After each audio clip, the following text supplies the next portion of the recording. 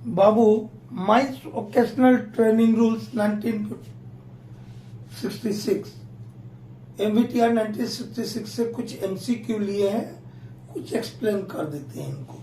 ठीक है, कभी VTC गए हैं आप लोग?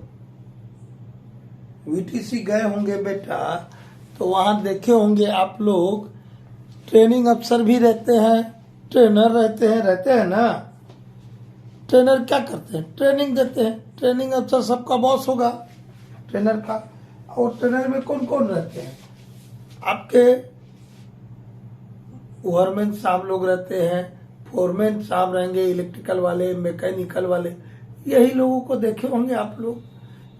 कितना बड़ा VTC है उसके हिसाब से number of ओवरमैन, number of foreman बढ़ जाएंगे वहां। ये लोग ट्रेनिंग देते हैं, इनको ट्रेनर बोलते हैं। क्या बोलते हैं? ट्रेनर, या कहीं कहीं इंस्ट्रक्टर बोल देते हैं। लेकिन माइंस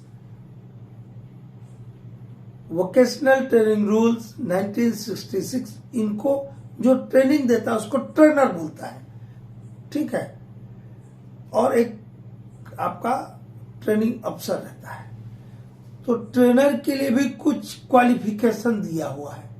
कोई भी ट्रेनर नहीं बन जाएगा, कोई ओवरमैन, फोरमैन, कोई भी ट्रेनर नहीं बन जाएगा यदि उस व्यक्ति ने सेफ्टी इन माइंस में सुरक्षा विषय पर not less than 6 lectures attend किए हो। पहले होता क्या था, 1958 के पहले जिसका पैर टूट गया, हाथ टूट गया, अपाहिज हो गया, ओकरा ट्रेनिंग सेंटर में भेज देते थे। कुछ आए ना आए, बाद में कुछ एक्सीडेंट बढ़ा तो DG में सख्त हो गया, कुछ सर्कुलर के माध्यम से बोला कि भैया सब ट्रेनर को ट्रेन किया जाए पहले, फिर उसको ट्रेनर का जॉब दिया जाए। जब नहीं मानने लगा कंपनी, तो उन्होंने रूल 13 बना दिया। कितना में बोला है, सॉरी कहाँ है, रूल 23 बना दिया। रूल 23 बना दिया कि ट्रेनर की ये क्वालिफिकेशन रहेगी कि उसको तभी हम ट्रेनर के रूप में काम करने देंगे यदि उसने कम से कम 6 लेक्चर सेफ्टी इन माइंस पर अटेंड किया हो। एक दूसरा, वो आदमी की क्या क्वालिटी होनी चाहिए, जो ट्रेनर है क्या क्वालिटी होना चाहिए। अब हम यहाँ लिख दिए आपको, यही कंफ्यूज आ जाइएगा। देखिए, safety minded, smart, good knowledge. दूसरा दे दिया मैं option, safety minded, skilled and experience. कौन सा होगा बेटा, बोलो। अब यहाँ गुड नॉलेज को, नॉलेज है, गुड नॉलेज से कुछ नहीं होगा। वो जो भी ट्रेनर है सबसे पहले वो सेफ्टी माइंडेड हो, सुरक्षा पर विशेष ध्यान रखने वाला हो, सुरक्षा की बात करने वाला हो, सुरक्षा का महत्व समझने वाला हो, सुरक्षा का महत्व समझाने वाला हो।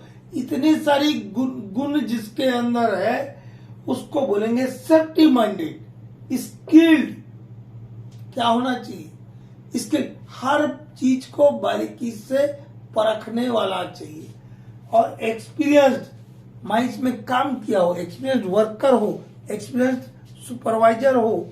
ठीक है, वो माइंस में काम किया है तब ना बहुत सारा चीज को समझेगा। अब माइंस से नहीं देखा है और ट्रेनर बना दिया तो कुछ बोलेगा पढ़ के। ठीक है, इसे पढ़ल लिखल के अलावा क्या चीज, एक्सपीरियंस्ड। तो अब यहाँ पे जो पहला ऑप्शन गलत, डिजायरेबल क्वालिटी ऑफ ट्रेनर। क्या बोला यहाँ पे, डिजायरेबल क्वालिटी ऑफ ट्रेनर, मतलब ट्रेनर की आवश्यक क्या क्वालिटी, गुण होने चाहिए। ठीक है, क्या होना चाहिए, he must be safety minded, skilled and experienced. ये क्वालिटी होना चाहिए। Desirable quality, these are the desirable, there are 3 desirable quality of trainer: safety minded, skilled and experienced. ठीक, और no person shall function as a trainer unless he has attained not less than 6 lectures on safety in mines. तभी वो आदमी को हम trainer नियुक्त करेंगे यदि उसने सेफ्टी इन माइंस में सुरक्षा विषय पर कम से कम 6 से कम लेक्चर अटेंड नहीं किए हो। देखिए यार, नो इधर अनलेस है। No person shall function as a trainer unless he has attend not less than 6 lectures on safety in mines. ठीक है, तो ये क्वेश्चन नंबर 1 और क्वेश्चन नंबर 2 रूल 23 से था। ठीक है, ट्रेनर। ठीक, अब नेक्स्ट की तरफ जाते। रूल क्वेश्चन नंबर 3, ये रूल 20 के ऊपर है, ट्रेनिंग अफसर। रूल 20 जो है ट्रेनिंग अफसर, हर ओकेशनल ट्रेनिंग सेंटर एक ट्रेनिंग अफसर के अधीन रहेगा। Every VTC shall be placed under the charge of a qualified training officer। अब ट्रेनिंग अफसर भैया छुट्टी चल गया, टेम्पोररी लीव है, इलनेस है, तो ओनर एजेंट या मैनेजर जो है किसी अन्य क्वालिफाइड पर्सन को ट्रेनिंग अफसर ऑथोराइज करेंगे। क्या करेंगे? ट्रेनिंग अफसर ऑथोराइज करेंगे, लेकिन कितने दिन के लिए करेंगे, ये बड़ा क्वेश्चन है। और ये वाला आएगा आपको MCQ, उसी के ऊपर हमने लिया। देखिए, द ऑथोराइज्ड ट्रेनिंग ऑफिसर में वर्क एज ए ट्रेनिंग अफसर फॉर, मान लो मैं ट्रेनिंग अफसर हूं, अब मैं चले गया छुट्टी, तो मेरे जगह में तो कर दिया दूसरे को ऑथराइज, तो वो जो ऑथराइज्ड अफसर है मेरा, आप छोड़ दीजिए, मैं तो चले गया छुट्टी, अब मेरे बदले जो ऑथराइज्ड ट्रेनिंग अफसर है वो कितने दिन तक एज ए ट्रेनिंग अफसर काम कर सकता है। अब हम ऑप्शन ले लिए 2, not more than 30 days from the date of authorisation, not more than 15 days from the date of authorisation. जिस दिन से ऑथराइजेशन मिला है उससे 30 दिन से अधिक, नॉट मोर में 30 दिन से अधिक नहीं, या 15 दिन से अधिक नहीं बोला, तो सही ऑप्शन है not more than 30 days, not more than 30 days from the date of authorisation. लेकिन इसमें और एक चीज है, अब ऐसा हो गया कि मेरे पास अब कोई ऑप्शन नहीं है, मुझे इसी ऑथराइज्ड वाले को 30 दिन से अधिक के लिए रखना है, तब फिर ओनर एजेंट या मैनेजर चीफ इंस्पेक्टर माइंस से इनके ऑथराइजेशन को कंटिन्यू करने के लिए परमिशन लेंगे। कहां से? चीफ इंस्पेक्टर माइंस या रीजनल इंस्पेक्टर ऑफ माइंस, वो भी याद रखिएगा। मान लो कभी पूछ सकता है कि मोर देन 30 days से अधिक के लिए ऑथराइज्ड ट्रेनिंग अफसर को रखना है, तो उसके लिए क्या रूल रेगुलेशन है, और ऑप्शन में दे देगा, तो चीफ इंस्पेक्टर माइंस या रीजनल इंस्पेक्टर, या में दोनों है, चीफ इंस्पेक्टर माइंस या रीजनल इंस्पेक्टर माइंस से उसके ऑथराइजेशन को कंटिन्यूएशन करने के लिए परमिशन लेना होगा। ठीक है, वहां से ऑर्डर निकलवा लेना होगा DGMS से। ठीक है, ये हो गया। अब ये देखिए, रूल 13 के ऊपर लिया, रूल 14 भी इसके साथ हम बता देंगे। रूल 13 क्या है? Training of persons handling explosive और training of persons on shot firing, ऐसा करके है आपका रूल 14। तो रूल 14 उन लोगों के लिए है जो शॉट फायरर या ब्लास्टर के एग्जाम में बैठने वाले हैं, रूल 14। और रूल 13 किन के लिए? जो एक्सप्लोसिव को हैंडल करते हैं हमारे वर्कर। ठीक है, क्वालिफाइड शॉट फायरर और ब्लास्टर के लिए रूल 13 नहीं है। और रूल 14 जो ब्लास्टर या shot firer shot firing examination में जो DGMS के द्वारा एग्जाम लिया जाता है शॉट फायर का, उसके लिए बैठने वाले हैं, उसके लिए है रूल 14। और ये जानकारी हम दे देते बेटा, 15-20 साल हो गया शॉट फायर का भी एग्जाम बंद कर दिया है। ठीक है, लेकिन रूल में लिखा है तो हम बोल रहे हैं। ठीक है, उसका एग्जाम लेना बंद कर दिया DGMS ने, खत्म कर दिया, पोस्ट भी खत्म कर दिया। अब डेजिग्नेशन शॉट फायर जो ब्लास्टिंग करेगा वो शॉट फायर, चाहे ओवरमैन हो माइनिंग सरदार हो। जैसा डिपोल ब्लास्टिंग के लिए ओपन कास्ट ओवरमैन ब्लास्टिंग करता तो ओवरमैन शॉट फायर हुआ। अंडरग्राउंड में आपका मिनिमम क्वालिफिकेशन आपका सरदार रहता है। ठीक है, 190 को भी समझिएगा, वहां पे ओवरमैन अब्लिक मैनेजर अब्लिक सरदार लिखा है, लेकिन काय में ओपन कास्ट वाले में। लेकिन ये भी ख्याल रखना कि इसी 190 के ऊपर गजट नोटिफिकेशन भी आया है और उसमें लिखा है कि ओपन कास्ट में डीप होल ब्लास्टिंग में ओवरमैन रहेगा। ठीक, आगे चलते हैं। Every person handling the explosive shall be trained as per blank schedule for blank days, but in metal appearance mines having open cast workings only training period not less than blank days। ये कुछ नहीं है।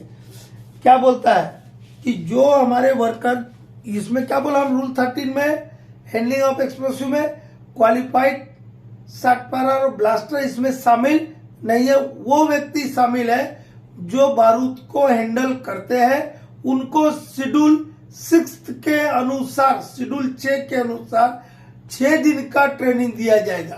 Handling of explosive में क्या बताया बेटा, schedule 6 और 6 दिन का ट्रेनिंग दिया जाएगा। ठीक है, लेकिन आगे भी कुछ बोलता हूं, देखिए तो यहां हो गया 6 schedule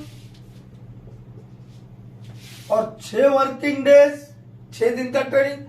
but in metalliferous mines having open cast working, सिर्फ ओपन कास्ट वर्किंग सी है मेटालिफेरस माइंस में, तब ये जो ट्रेनिंग पीरियड है हैंडलिंग ऑफ एक्सप्लोसिव के लिए और नॉट लेस देन 4 डेज हो जाएगा। कितना हो जाएगा बेटा, नॉट लेस देन 4 डेज।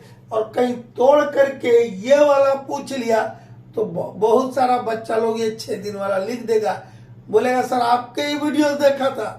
अरे तो मेरे वीडियो से ये वाला अच्छे देखा था कि ये 4 वाला देखा था, दोनों निकलता है यहां से। तो दोनों को याद रखना कि मेटालिफेरस ओपन कास्ट वर्किंग ओनली, तो हैंडलिंग ऑफ एक्सप्लोसिव के लिए ट्रेनिंग पीरियड रहेगा 4 दिन, नॉट लेस देन 4 डेज। और ये वाला केस नहीं है, इन जनरल केस में कोल माइंस वाला बात है, तो उसमें हैंडलिंग ऑफ एक्सप्लोसिव के लिए 6 शेड्यूल के अनुसार 6 डेज का ट्रेनिंग दिया जाएगा। रूल 14 भी एक बार ले ही लेते, जो कैंडिडेट शॉट फायरर या ब्लास्टर के एग्जाम में बैठने के लिए इलिजिबल है, उनको ये कानून है कि वो ये एग्जाम में बैठने से 3 महीना पहले, मतलब 3 महीने के बाद यदि उनका एग्जाम है, सक्सीडिंग 3 मंथ्स बोलता है, इसका मतलब क्या आने वाले 3 महीना के बाद यदि उनका एग्जाम होने वाला है। कहने का यह भी मतलब हुआ कि 3 महीना के पहले, आगे और पीछे दोनों तरफ देखा करो, 3 महीना पहले उनको 7th शेड्यूल के अनुसार ट्रेनिंग लेना होगा, जिसमें 12 दिन का ट्रेनिंग दिया जाएगा। लेकिन यह ख्याल रखना बेटा, इस रूल 13 के दिन जो 6 दिन का ट्रेनिंग है वो भी प्लस रहेगा, मतलब 12 प्लस 6 18 दिन का।